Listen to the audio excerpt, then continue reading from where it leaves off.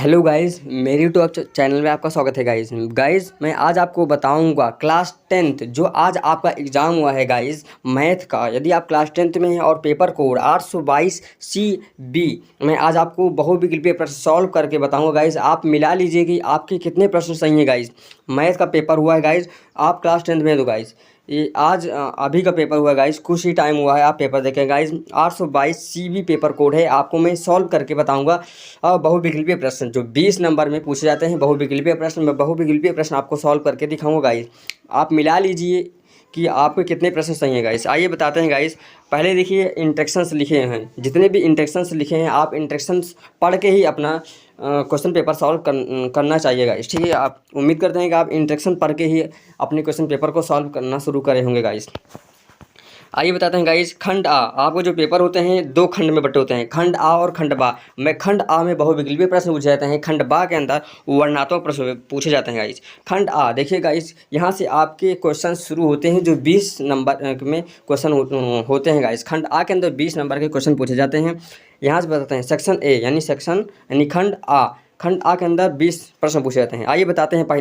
पहला प्रश्न है आपका, दो संख्याओं a और b का एचसीएफ 5 है, उनका एलसीएम 200 है, तो उनका a और b का गुणनफल क्या है? तो option number B correct option 1000 आपका सही होगा गाइस। प्रश्न नंबर दूसरा है आपका, संख्या √3 है, संख्या 4√3 क्या है? 4√3 क्या है? परमेय संख्या है, पूर्णांक है, या इनमें से कोई नहीं है? इसमें से ऑप्शन नंबर सी अपरिमेय संख्या है guys.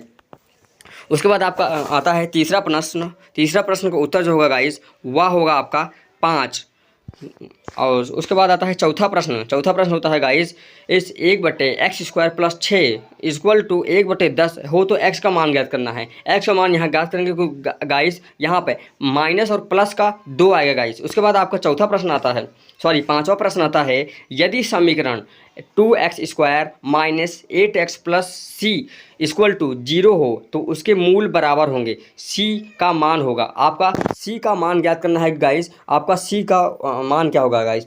Option number D correct option 8 होगा गाइस आपका। उसके बाद प्रश्न नंबर 6वां होता है, यदि बहुपद x² - 3x + 5a का एक शून्यंक 2 है तो a का मान क्या होगा गाइस? तो option number C correct option 2/5। Option number C 2/5 आपका करेक्ट ऑप्शन होगा गाइस। उसके बाद आपका आता है 7वां प्रश्न, बहुपद x² - 5x + 6 के शून्यंक हो गए। आपको उसमें शून्यंक ज्ञात करना होगा गाइस। सबसे आसान जो प्रश्न पूछे जाते हैं आपके शून्यंक ज्ञात करने के लिए क्या करना होता है? सबसे पहले आप गुणनखंड करेंगे। गुणनखंड करने के बाद जो आपके गुणनखंड का उत्तर आएगा उसको x के बराबर जीरो के रखने के बाद आपको जो शून्यंक निकल के आते हैं वहाँ पर शून्यंक कहलाते हैं गाइस। इस ऑप्शन नंबर और डी करेक्ट ऑप्शन 2,3 होता है ऑप्शन।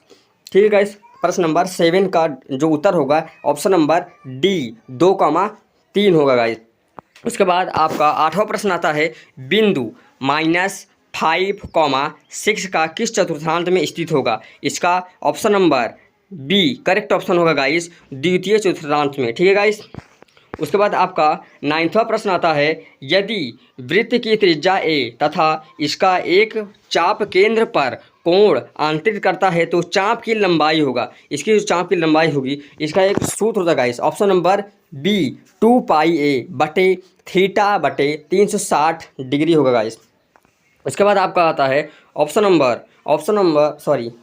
उसके बाद आपका आता है गाइस इस प्रश्न नंबर 10 क्या है? त्रिभुज ABC और त्रिभुज DEF दो समरूप त्रिभुज हैं, इस प्रकार हैं कि angle A = 45 degree, angle E = 56 degree, तब एंगल C बराबर है। तो एंगल C जो बराबर होगा गाइस वह होगा option number D 69।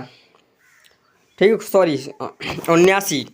Option number D 79। Okay guys. उसके बाद आपका आता है प्रश्न नंबर 11 क्या है? कॉस है, यदि कॉस A बराबर 5/13 है तो tan a का मान होगा, tan a का क्या मान होगा इस ऑप्शन नंबर ए 12/5। उसके बाद आपका आता है प्रश्न नंबर 12, यदि cos थीटा बराबर 1 है तो tan थीटा का मान होगा, जो tan थीटा का मान होगा गाइस वह होगा 0। tan थीटा का क्या मान होगा 0। जब cos थीटा बराबर 1 होगा तो tan थीटा का मान जो होगा वह हमेशा 0 होता है गाइस। उसके बाद आता है प्रश्न number 13, 2 tan 30 degree 2 tan 30 degree बटे 1 + tan स्क्वायर 30 डिग्री का मान होगा, जो इसका मान होगा गाइस ऑप्शन नंबर ए √3/2। उसके बाद आता है गाइस 14वां प्रश्न है, यदि tan अल्फ़ा = sin अल्फ़ा हो तो अल्फ़ा का मान होगा, जो यहाँ पे अल्फ़ा का मान होगा इस ऑप्शन नंबर डी 0, ये सही होगा गाइस एकदम।